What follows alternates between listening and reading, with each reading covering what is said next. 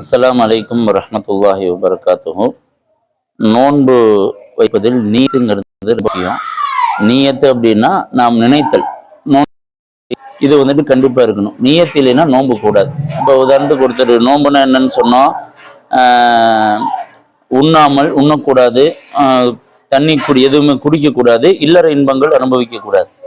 இந்த மூணையுமே ஒருத்தர் செய்யலை. காலையிலிருந்து எதுவும் சாப்பிடவும் இல்லை, குடிக்கவும் இல்லை, எந்த இல்லற இன்பங்களும் அனுபவிக்கல. அப்படி சூழல் இல்லை, பொழப்புல சரியா இருக்கிறார், சாயங்காலம் வரைக்கும் அப்படியே இருக்கிறாருன்னா இது நோன்பு. காரணம் என்னன்னா அந்த நீயத்து இல்லை. அப்ப நோன்புக்கு நீயத்து ரொம்ப முக்கியம். நோன்பு இருக்கிறேன் என்கிற எண்ணத்தோடு அதனை நாம் தொடர்ந்து செய்யணும் அப்படிங்கிறது தான்.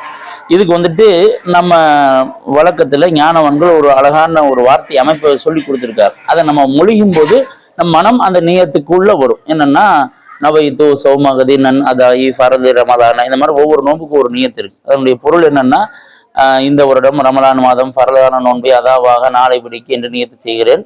இதை நம்ம சொல்லும் போது அந்த சிந்தனை நமக்கு வரும், அது எண்ணமாக மாறும், அது கூடும். இந்த வார்த்தையில கண்டிப்பா சொல்லணும்னு கட்டாயம் கிடையாது, சொல்லக்கூடாதுன்னு இல்லை. ஆனால் சொல்லும்போது அது நமக்கு நினைவுக்கு வருங்கிறத தெரிஞ்சுக்கிறோம்.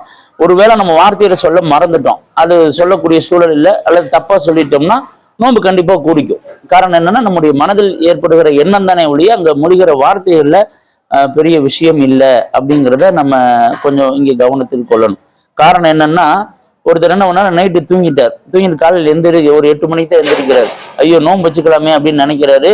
நீயத்தை நம்ம வைக்கலையே நைட்டு அப்படின்னா, நீயத்து அப்ப இருந்தே அவர் வைக்கலாம், அந்த டைமிங்கை பத்தி சொல்றோம். அப்போ அந்த வார்த்தை மொழியணுங்கிற கட்டாயம் இல்லைன்று அந்த வார்த்தைகள்ல நாளை பிடிக்கன்னு ஒரு வார்த்தை வரும், சௌமகதின். சொன்னோம்னா நாளைக்கா நம்ம பிடிக்க போறோம், இன்னைக்கு தானே பிடிக்க போறோம், அதனால கூடாது அப்படின்னு சொல்லுவாங்க. அந்த நாள் அப்படிங்கிற தமிழ் வார்த்தைக்கும் கத் அப்படிங்கிற அரபு வார்த்தைக்கு என்ன பொருள்னா மறுநாளுங்கிற பொருள் அல்ல. அந்த பொருள் மறுநாள், டுமாரோ அப்படிங்கிற மீனிங் இருக்கு, பகல் அப்படிங்கிற பொருளும் இருக்கு, ரெண்டு வார்த்தைக்குமே.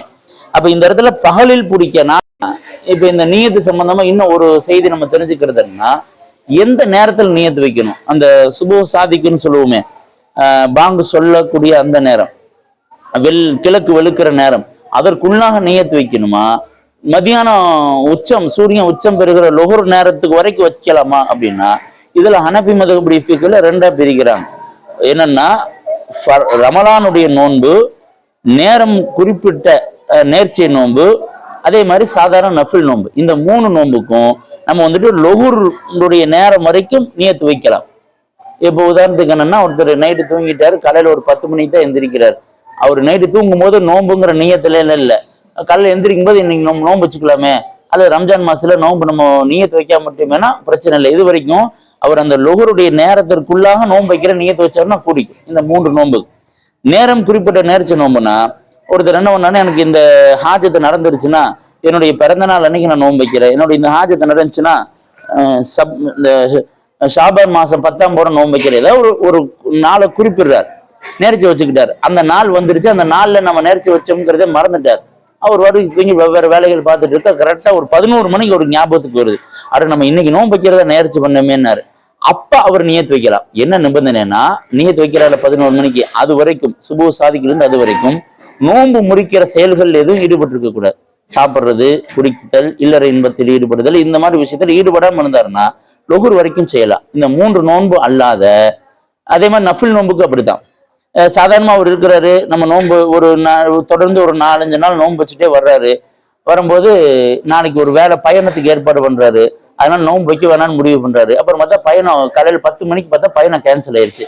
அதை பேசாம நோன்பை வச்சிருக்கலாமே நினைச்சாருன்னா உடனே வச்சுக்கலாம். என்ன நிபந்தனைனா, அந்த 10 மணி வரைக்கும் அவர் எதுவும் சாப்பிட்டு கூடாது, குடிச்சிருக்க கூடாது, இல்லற இன்பங்களும் ஈடுபட்டு இருக்க கூடாது, நோன்பை முறிக்கிற விஷயத்துல ஈடுபட்டு இருக்க கூடாது. இதுதான் நிபந்தனை. இது எந்த நோன்புக்குன்னு, அதாவது லொஹருக்கு வரைக்கும் நியத்து வைக்கலாம்ங்கிறது ரமலானுடைய நோன்பு. அதே மாதிரி நேரம் குறிப்பிட்ட நேர்ச்சி நோன்பு, சாதாரண நஃபில் நோன்பு. இது அல்லாத நோன்பு. இப்ப ரமலானுடைய நோன்புல வேற நாட்கள்ல கலாச் செய்யறாரு. ரமலான்ல அவர் நோன்பு வைக்க முடியல, வைக்காம விட்டுறாரு, வேற நாள்ல கலாச் செய்யறாருன்னா, அப்ப அந்த நோன்புக்கு என்ன ஒண்ணுனா, சுபு சாதிக்கு முன்பே நியத்து வைக்கணும். அதே மாதிரி நேரம் குறிப்பிடப்படாத நேர்ச்சி நோன்பு வச்சிருக்கிறார், அதாவது இந்த காரியம் நினைச்சுன்னா ஒரு நோன்பு வைக்கிறேன்னு நேர்ந்துக்கிட்டார், எப்ப வைக்கிறேன்னு சொல்லல, அதுக்கும் அவர் என்ன பண்ணா இந்த சுபுவுக்கு முன்னாடியே நீத்து வச்சிருக்கணும். அவர் என்ன பண்ணணும், இன்னைக்கு வேலை இல்லை, பேசாம அன்னைக்கு 3 நோன்பு நேர்ச்சி வச்சோம்ல, அதுல ஒரு நோன்பு இன்னைக்கு வச்சிடலாம்னா கூடாது. ஏன்னா நேரம் குறிப்பிட்ட நேர்ச்சி நோன்பு அல்ல. அப்ப அதுக்கு என்ன பண்ணா அவரு அந்த சுபு சாதிக் ஃபஜ்ருக்கு முன்பே அவர் நியத்து வச்சிருக்கணும். கஃபாராவுடைய நோன்புக்கு அதே மாதிரி. கஃபாரானா என்ன நம்ம முன்பே சொல்லியிருக்கிறோம். கஃபாரா குற்ற பரிகார நோன்புக்கு அதே மாதிரி தான் நம்ம செய்யணும். இதுதான் நேர்ச்சை சம்பந்தமாக நம்ம தெரிஞ்சு கொள்ளுகிற முக்கியமான விஷயமா. இதுல இன்னொன்னு என்னன்னா, அந்த நோன்பு நியத்து வைத்தல் அப்படிங்கிறது, நியத்து ஒருத்தர் வாயில மொழிஞ்சிட்டார், அந்த வார்த்தைகளை மொழிஞ்சிட்டோம்னா எதுவுமே அப்ப இருந்து சாப்பிடக்கூடாதான்னு கிடையாது. இப்போ அன்றைக்கு 4 மணிக்கு ஒருத்தர் நியத்து வச்சுட்டார் தூங்கலான்னு சொல்லி போட்டு நவையத்தை சௌமகதி எல்லாம் சொல்லிட்டு பெட்ஷீட்டும் பொத்திட்டார். 5 மணிக்கு தான் வக்து முடியுது, அந்த நோம்புடைய நேரம் ஆரம்பிக்குது சுபோ சாதிக்கு. அப்புறம் 4:30 மணிக்கு ஐயா டீ குடிக்கலையே வாழைப்பழம் சாப்பிடலையே நினைச்சாருன்னா அவர் வாழைப்பழம் சாப்பிட்டுக்கலாம். அதனால நோம்புக்கு எந்த பிரச்சனையும் வராது. அந்த நேரம் வரைக்கும் தான் கணக்கே வழியே. நம்ம முழிஞ்சிட்டோம்னா உடனே அப்ப இருந்தே நம்ம பட்னி கிடக்கணும்னு இல்லை. நம்ம பட்னி கிடக்க வேண்டியது எதுல இருந்து அப்படின்னா அந்த சுபு சாதிக்கு வந்த நேரத்துல இருந்து தான் அப்படிங்கிறதையும் நியத்து சம்பந்தமா நம்ம தெரிஞ்சுக்கிறோம். அப்ப இன்னொன்னு நியத்து சம்பந்தம் என்னன்னா, நம்ம அந்த நியத்தை கணக்கிடுவது சுபு சாதிக்குல இருந்துதான். அந்த பாங்கு சொல்வதல்ல. அந்த நேரத்துல ஒருவேளை மோதினார் தூங்கிட்டு 10 நிமிஷம் கழிச்சு பாங்கு சொல்றோம்னா பாங்கு சொல்ற கணக்குன்னு நம்ம எடுக்கக்கூடாது.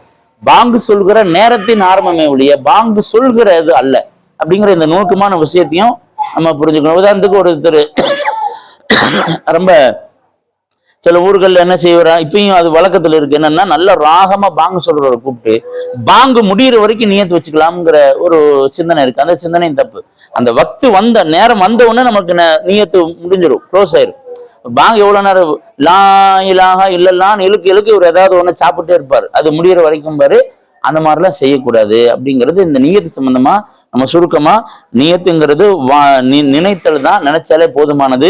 வார்த்தை மொழிவது கட்டாயம் அல்ல என்றாலும் அது சிறப்புக்குரியது. அதில் அந்த வார்த்தைகளை நம்ம மொழிஞ்சிட்டோம்னா அப்ப இருந்தே நம்ம நோன்பை கன்டினியூ பண்ணோம்ல, நேரம் வந்ததுக்கு அப்புறம் தான் கன்டினியூ ஆகும். அதே மாதிரி வார்த்தைகள்ல நாளை பிடிக்க என்பது பகலில் பிடிக்கங்கிற பொருள் அப்படின்னு தெரிஞ்சுக்கிறோம். ரமலானுடைய நோன்பு, நேரம் குறிப்பிட்ட நேர்ச்சை நோன்பு, சாதாரண நஃபிலான நோன்பு 3க்கும் லொஹருடைய நேரம் வரைக்கும் நாம் நியத்து வைக்கலாம். என்ன நிபந்தனைனா அது வரைக்கும் நோன்பை முறிக்கிற விஷயத்தை ஈடுபட்டிருக்க கூடாது.